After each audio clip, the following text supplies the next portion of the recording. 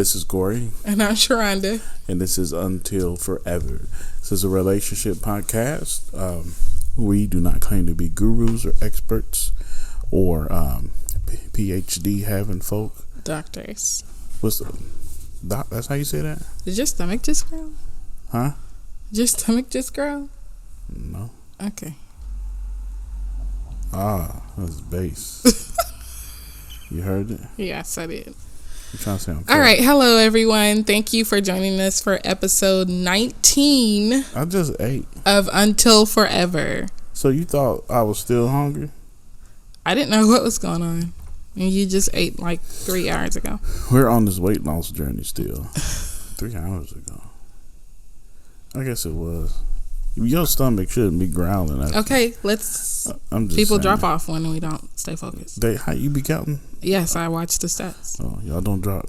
Y'all stay on, so she won't be right. So, and that's literally the only reason I'm saying that. So this is, we've been on this weight loss journey thing, and I think things are going well. What do you think? Yeah, everything's going good. I'm seeing results I want. Awesome. So we have made it to episode 19, and she still loves me. So I think we're doing good. I thought she would have left by now. Oh my goodness. Okay, guys. So we just have one more episode left this season. We do? Yeah. What are we gonna talk about? We're gonna wrap everything up and tell them how they can keep in touch with us. But right funny? Now we're in episode 19. You know what's funny? She tries so hard not to laugh when I be doing goofy stuff. Oh my goodness. And it never works. Well, okay. Well, right now we're finishing up toxic couples, aka relationship goals. Mm-hmm. And we decided tonight, because a lot of y'all watch them reality television. Yeah. So we decided to go there, but there's so many that we couldn't just narrow it down. Plus, we don't really frequent any of them because they're all trash as far as I'm concerned. And, I'm sorry, I don't want to offend nobody, but I'm just, you got to call a spade a spade. But we're going to talk about them in general because they're literally the same. Like, there'd be little bitty differences, but for the most part, they're the same thing. Okay. I used to watch reality television heavy. Mm-hmm. But yeah, I've kind of gotten a little bored with it, so I don't watch it anymore. I do watch like things like Black Love documentary and things like that. What is that? Oh, this the show where they sitting like we sitting. You still drinking your smoothie from this morning? And they talk, you gotta make it stretch. And you know how they be sitting and they still talk. That's not much left. And then how they be sitting and like we're sitting and they'll talk about stuff that happened in life. That's a good show. Is that what you're talking about? Yes, where they interview. It's a couple, Cody and what's his name? Anyway, if you're familiar with Black Love documentary, and you can follow them on Instagram and Facebook, Black Love. Yeah, that's good stuff. Like that. So they interview all the different couples. Some of them are well known. Some of them aren't well known. Some of them work in the industry. Some of them are personalities on podcasts or reality television or churches. And so I like watching those. But they all have great stories. Yes. They're all different stories. Yes, different very different perspectives. Mm-hmm. So it's very good, and I think it's even kind of therapeutic to watch. It is for me because I like to hear their stories and realize, oh, I'm not crazy. They're like totally a bunch of other couples who have experienced this too. Mm-hmm. So yeah. And I watch it and I say, I ain't gonna go there. Yeah, don't. Okay, so. Anywho, what couples would you like to bring up today? Man, okay. So if you all have been following, we have certain questions that we ask about those couples, and can you recall those questions? You know what those questions are? I'm going to pull up the questions. She's gonna pull them up because she can't think of them off the top of her head like I can. Oh well, what are they? I knew she's gonna do that. What are they? What are they? Turn your phone back how you had it. No, I'm turning it where you can't see because you can. So. One of them is, what do we like about the couple? Okay. That is right? The first one. That's the yes. first one. I'm good. I told you. I told you. You didn't believe me. And wait, let's start there. okay, Let's start we there. don't know what couple yet. Let's start there. So, okay. What do we like about? Because again, I hope you guys are watching this and not just listening to it. Because why? Corey's being very funny today. What's that mean? Funny, ha ha. Do I amuse you? Am I a clown? What movie is that? What movie is that? Okay. Come on, stay focused. If you know it, put it in the. Oh my god. If you know what movie that was, do I amuse you? Am I funny to you? Come on. That's I'm trying to. Okay, so again, we're not zeroing in on any one specific couple, but we're talking about reality TV couples as a whole. So what is good? What can you pull good out of reality TV couples? One thing, and I'm reaching. I got to reach to pull it. One thing that I do think is good about reality TV couples is the transparency when it's real. Okay, because I'm gonna say half the time they're not really being transparent. Real. Right, they're not. But when it's real, the transparency. Because I think when it first started, I think when reality TV first started, it was some genuine stuff going on. Let's go back. Reality television started with us, didn't it? Who? It started with our generation. That's what I'm saying. Oh, I was feeling like you have like MTV. MTV, I think, Real started World. Off. You have to give MTV the credit. Road Rules. Real World. Everybody watched that. Real World versus Road Rules. Right. I was a Real World fanatic. I followed that show like crazy. I did not watch Real World until I was going to Spelman, and that guy from Morehouse was on there, and I was like, well, what's this show about? And so I watched it. Sharonda had a lot of boyfriends. I had a lot of friends that were boys. Me, and honestly, Corey is my first boyfriend, like other than a junior high boyfriend. No. Really? Okay. Don't be out here trying to make me sound all like... No, I ain't saying that. Okay. I'm just saying, Huh. Anyway. So yeah, I watched Real World like when I was like a sophomore in college. Let's shout him out. Shout him out. What's his name? You remember? Let's see. Real World San Diego? It wasn't. Yes, it was. It was or San Francisco. San Diego, San Francisco. Well, you know his how name they began did with it. A J. First of all, Jacquees. First of all, and not the singer that think he the king of R&B. But let's go back. Okay, so first of all, when Real World first started, you know how they did it. They got the craziest white people they could find and one black person. Yep, I was right. Okay. They put them all in the house, and it'd be one other ethnicity in there, but they kind of was. He was the only black person on there. That's how they did it, and it was one Asian girl. Mm-hmm. And that's how in the beginning. It was like affirmative action all through there. So they get all these crazy white folks they could find, and one just regular Jacquees Smith, black dude. I remember his first name. That's pretty cool. Yeah. How long did y'all date? I never dated him. No, I'm just teasing. Thank you. Okay, so that's that was reality TV's beginning, I think, and they were relationships, of course, that bloomed on there, and they weren't real relationships. It was just people sleeping around. But the thing that attracted people to the reality television was its authenticity. Authenticity. This is fun. Great.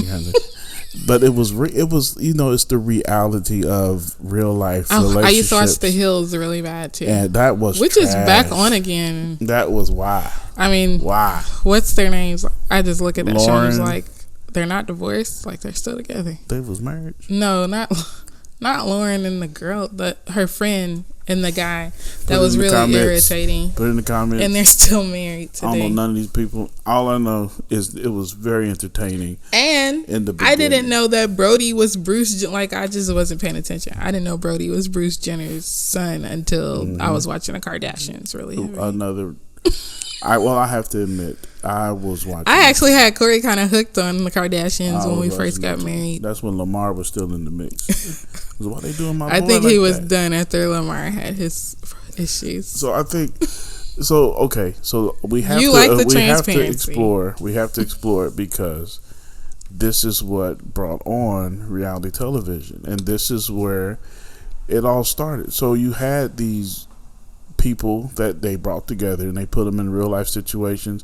I honestly, and I could be wrong, but I honestly don't think it was that scripted then. It was fostered to create a certain type of environment. Them folks had one phone, no televisions, no nothing. Computers, one television. So the guy that I knew from Warehouse, he said there was one phone in the house, which we see that on the video for Real World. Mm-hmm. One phone in the house, everybody has to share it. One computer in the house, everyone has to share it. Mm-hmm. They all made them work together. So they got a company wherever they were casted mm-hmm. to hire them all to work at the same place. Mm-hmm. Then you have to live together. One television for everybody to share. No personal cell phones, no personal computers. That's like literally how they like created this hostile environment. Because mm-hmm. Think about kids, like, and they have to share a TV, and everybody doesn't have their own TV. Like, it's gonna get heated at some point. Arguments gonna pop off. So definitely, they fostered. They created the environment for the drama to start to kick off. So from there, I think what these networks did was they said, okay, this is great, but let's give them some real life situations, because realistically, people aren't going to live like that. So let's get into their lives and let's see, let's create drama. And I think they started fostering relationships and fostering drama, and that's where you get like the Bachelorette and the Bachelor, mm-hmm. and we were entertained. One guy or one girl, and all these guys or girls who are interested in the one guy and one mm-hmm. girl, which is another form of trash. So we were entertained by all of this. So I think that what happens, just like what happens with everything else, like with the Urkel situation, where you grow up watching something and you're like, this is how it's supposed to be. I think that's what happened. Oh gosh, reality television. I guess. I guess. But yeah, I don't watch enough reality. I don't watch like Housewives. Mm-mm. Well, your sister, she was into like hip hop. What was it? Love and Hip Hop. Love and Hip Hop, really bad. Yeah, and it's so easy because I got hooked for like 3 episodes. And I like watched like a half a season with Corey, and I was like, what? It's so easy to get hooked. It is so easy. Or you'll be watching and they arguing and it'll snap to the dude. It's extremely toxic. I don't know what's wrong with her. I was just, and they always so animated. I was just chilling in my bedroom. Next thing you know, he come up around me and they got issues, bruh. And I'm like, if you want to fight, we can fight. And then everybody breaks out into a fight. But security is there. Security always. So it's a silly, I guess, silly situation. But if I could pull something good, you like transparency. Transparency. That's all I got. I don't know, guys. I don't know that there's anything I do like. I don't think I can say transparency because I feel like it wasn't really real. And I think in the moments where it could have been real and could be real, let's just keep, because it's still going on today. I think on the moments where it could be real, it's edited in a way that it's drama inducing. It's drama inducing and it's acceptable by the parties involved. Because, there's so many like, you can put this in there but not that in there type thing. Like, remember when Mary had their reality show on WeTV? And I think like the realest thing we saw was Tina and Teddy's marriage kind of like starting to crumble. But then it was kind of like we didn't really get to see all of it. Transparency. They ain't make that up. That was real. That was real. But the reason I like watching Black Love documentary is because these are people sitting here sharing their authentic stories. Mm-hmm. And they wouldn't be sharing their stories if they weren't willing to be transparent. And like a lot of people, like it's been a lot of couples on there. Like Flex was on there, mm-hmm. From 101. What's his name? Flex Alexander and Shanice. And they like really shared like a lot of their stories. Kirk Franklin and Tammy Franklin were on there. Mm-hmm. A lot of athletes and their spouses have been on there. A lot of actors and their spouses have been on there. And I just really enjoy hearing them share like how they met. And some people get really down and dirty about like maybe infidelity and things like that. And so I feel like it's kind of like, I would have been out. But then it's kind of like, oh, they're still together. It sounds like you're talking about transparency. That is true, authentic transparency to me from Black Love documentary. As far as like reality television shows, I don't think we really get that much of it. Okay. So what's the next? No, you know them. So what's the next one? The next one is what is the toxic trait? Very good. He came up with the question, so he should know them. Is that really the next one? Yes, it is. I'll tell you. 2 for 2. When the Lord steps in. Oh my gosh. Toxic trait. Come on. Come on, what? What's your toxic trait? Sometimes I think a lot of people are some people are performing for the camera. Boom! That's mine. You took it. Some people are performing for the camera. Listen, y'all be performing and ain't no camera. I'm in somebody's business right now. Oh my gosh. Y'all be performing and there's for no social camera. Media? So you put it on social media. Toxic. How toxic can you be? That's such a toxic trait. One of the biggest, I guess I'll say,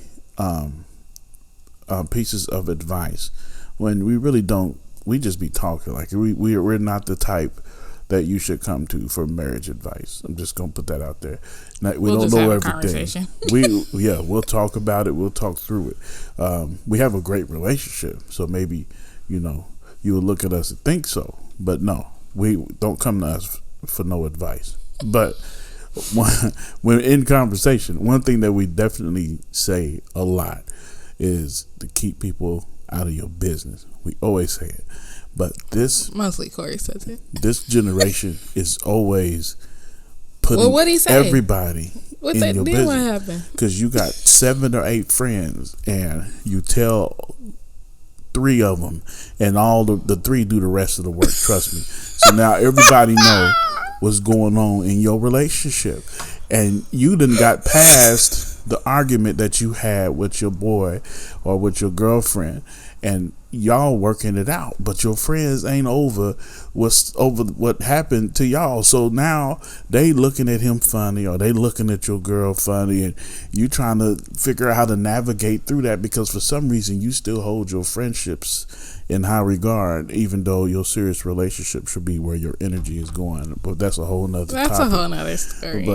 But that was a good point. Toxic. Yes. I think a lot of people, when it comes to reality television and reality television couples, I think a lot of people are performing for the camera, or they do things to save face for camera. So, probably one of my all-time favorite shows were the Keeping Up with the Kardashians when it first kicked off. And it's officially over now. They just ended the show. Thank the Lord. And I would say that I didn't realize it until Corey pointed it out about we just went like a whole season, I think, before Bruce became Caitlyn Jenner, and he bought a separate house, and it was like, what? And they were like, yeah, we're just living in separate houses, and then they allowed the girls to buy their own house. Kendall and Kylie bought their own house because they were making enough money and they could buy their own house. And then a year after that, that's when it came out, like, Bruce wanted to have a transformation and become Caitlyn, and then they were getting a divorce and blah blah blah. And it was kind of like, so that's what was going on when he bought a separate house. But it's kind of like they were kind of like saving face for the camera for the sake of the show. Who else? Just about everybody has had a reality television show. Think about like Preachers of LA, and gosh, that was terrible. It was like a train wreck. Like there's no way I was not going to watch it. But the whole time I'm thinking, this is the worst idea that they could ever have. Dietrich, what are you doing? Like, it was just. Oh yeah, because he was living with. Well, it's his wife now, but he was living with her before they got married, and that was like a whole big. And that Chandler, is thing. It? Who was the light skinned dude from Decatur? Lord have mercy. Oh, I know who you're talking about. I can't think of his name, but I'm sure if you've watched it, you guys know who we're talking about. But look, let's switch. I wanna, because I wanna ask you this, and I wanna know what you think. Is it like, are we? I want to say it right. Why is it that we are I don't say it. Okay. Do we crave? Are you stalling? What are you doing? No. I'm trying to say it. I'm trying to say it right. Do we crave attention? Issues. Drama? Do we crave drama?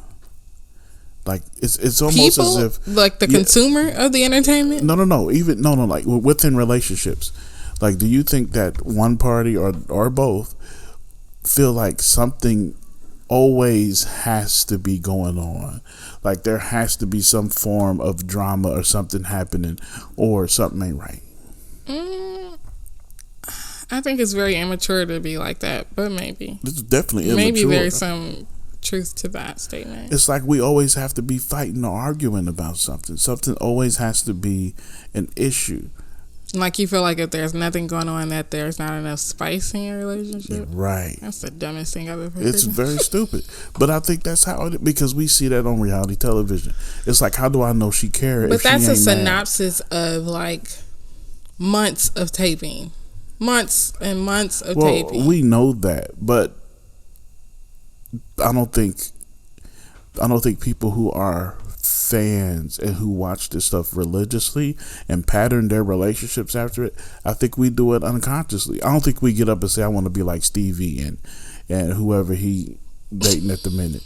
Like I don't think we do that. But I think that we line stuff up like we, oh, that's how your girl supposed to act, or dang, you saw how he talked to her. And she was like, she went with it. Maybe I should talk to my girl like that. Like, I really think that we do that kind of stuff. I need like a Rev Run and what's his wife's name? I need like go to them relationships where everything's just kind of mellow and we just kind of going with the flow. Well, they took it off their hair. It wasn't spicy enough. I guess the kids weren't producing enough drama. I guess I don't know. Drama. So I don't know. What's the other question? You tell me, because you know them. Okay. What can we learn? You skipped one. There was 4? Yes. Okay. Is it realistic? Of course, we were talking about scripted television before. Oh, is it realistic? Okay. We make it real. I don't think it is realistic, but I think now it is. I think we make it realistic. I mean, look at the amount of Instagram models we've got walking around shaping their bodies the way that Atlanta girls were shaping their bodies. Like, that's everybody now. It's this plastic surgery to get your hips widened and to move the fat from your neck to your butt or whatever. Like, it's I think we, just like they manufactured, like a Cardi B situation. Yeah, I think that's what I think we've made it reality. I mean, look at how far things have changed. Like, it used to be the gentleman, would walk in the room and he would respectfully speak to the young lady he was interested in. He wouldn't say nothing off the wall. He approached her the right way, pulled her chair out, opened the door for her, paid for her meal, and all that stuff. Eventually he met the parents, and he did all the stuff the right way. Now, you got to slap her in the face and call her a B. Like the Bachelorette and stuff, when they don't meet the parents until like the second to last episode. Right. So I mean, things are so different now, and I think we have reality television and the media to thank for that. And I think I don't want to go there. Yes, I do. I think that we don't have time. I'm gonna go there. I think that black women have been portrayed and betrayed in this light that they have to be these dominating, strong, angry figures, and in order to make it in life, and it kind of cheats them out of the experience of being what a woman is, if that makes sense. I understand what you're saying, like as far as what's portrayed in the entertainment industry, but I think when reality television first started, like we were getting like a sincere picture of how some black women were because of their background and how they had to learn how to live. Like, I mean, think about it. We were getting housewives of Atlanta and Orange County and all that stuff. Some of those women were married, but a lot of, like, basketball wives, like, a lot of them are, like, divorced or, you know, from somebody. So they're not technically a wife anymore. They're an ex-wife. But, like, I do see what you're saying. Like, we're seeing more, like, of the mean girl style, or the hood chick, versus somebody that's portraying, like, a Claire Huxtable, Aunt Vivian type of character, like, or even Janet Kyle from My Wife and Kids. I think the hardest thing to be on earth right now is a black woman. Says the black man. Just kidding. No, seriously. No, I get what you're saying. I mean, you can't raise your voice, or you an angry black woman. You know, you're bitter. You can't be mad. You can't show no emotion. Yeah. I've heard somebody at work say I was acting like the B word because I got, like, firm about something that was going on. Who told you that? We're on the podcast right now. You never told me that. I thought I told you about that before. I'll tell you after the podcast. Yeah, we're gonna have to go. Okay, so there was one more question though. The last one was, what can we learn from that last question? Somebody told you what can we learn from? They didn't say it directly to me. They said it in the hallway. What can we learn from these couples? You shouldn't have brought that up. Okay. What can we learn? I just missed my whole movie. Oh my goodness. I'm serious. Come on, Corey. What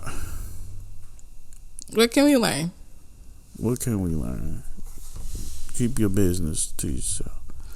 Honestly, yeah, okay, so I follow a lot of famous people on social media, and quite a few of them, like, you know, they'll get on their stories and they'll share so much. But even when I did my magazine and I was interviewing people, like, a lot of people just kind of were straightforward and, like, I only share what I want people to see. And I think that's the same when it comes to reality television. They only allow the cameras there for what they want people to see. And anything beyond that, they're not going to allow the cameras to be in his face.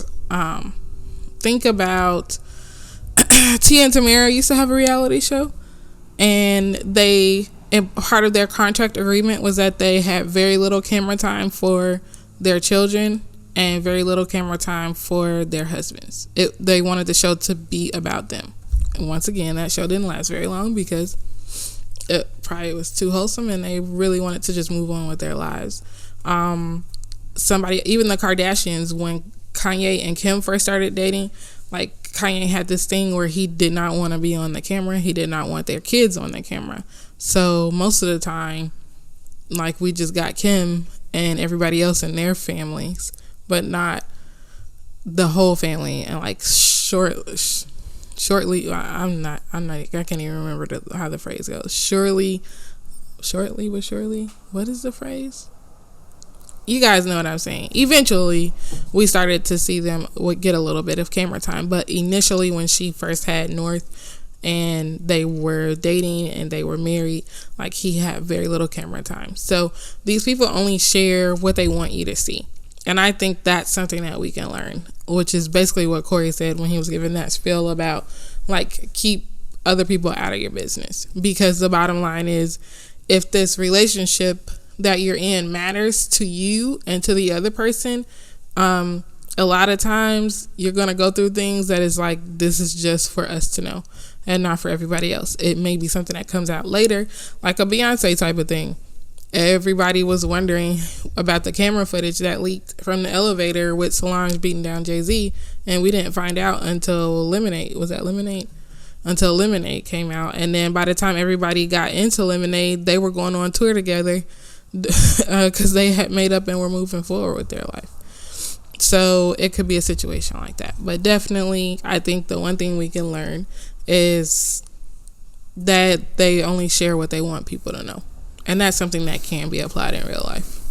I think one thing that we have to focus on and remember, because the reason why we are even talking about not just reality TV, but, you know, couples. Toxic couples. And toxic couples is because there's this whole I don't know. We try to figure out what successful relationships look like. So whenever we think about what a successful relationship is, we have to find a couple that we feel like exemplifies success. But success is relative. And what I mean by that is success it depends on what works for you and your spouse, because it's different for everybody. Some couples have threesomes. Some couples aren't couples at all. In they're not in they're in like what how do you say it? They do the polys. They've practiced polygamy, so it's open relationships. They're in open relationships, and that works for them. They have the upside down pineapples and all that stuff. What? That works. That works for them. But because that's the sign, I'll tell you about okay. it. I do a lot of research. So to some people, successful relationships are power couples where both couples have businesses or they're making over so much money. Some people financial status is what tells you whether or not it's successful. To some people, 2 or 3 kids. If you don't have that, you don't have a successful relationship. I'm here to tell you that success is relative. As long as you two are making it work, that is success. As long as you have an argument and it's constructive and you learn and grow from it, that is success. As long as you set goals together and accomplish them together, that is success. Quit letting these images of relationship goals. Yeah, quit letting them determine what success is. Success is relative. It's what you feel is successful in your relationship. The end.